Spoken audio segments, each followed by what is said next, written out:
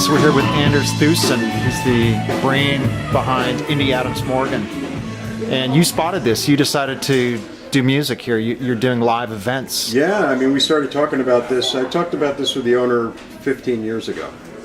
And, you know, my only regret at this point is I didn't do it 10 years ago. Yeah. But, you know, now is as good a time as any. The DC indie music scene is as prolific as it's ever been. It's underappreciated as much as it's ever been.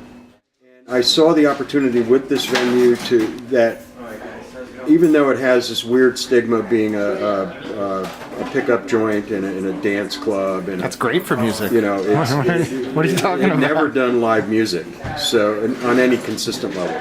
Really? Apparently, over the years, they've done live music on and off in here, but never consistently. So, yeah. You know, the whole intent with Indie Adams Morgan was to lift.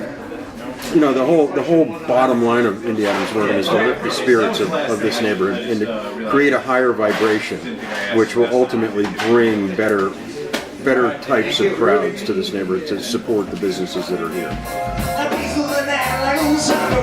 But even happens once you hang your report. Got you hot up in the kitchen, we drinking it more. And this here, so genuine and unfair and a twist of rhyme. It only gets better.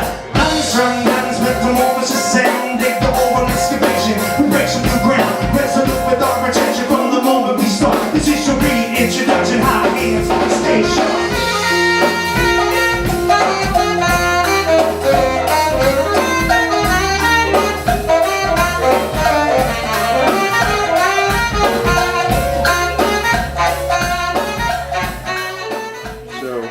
You know, here's an opportunity for bands in town to come and know that they're going to get a strong percentage of the door that we charge. So we do charge a door.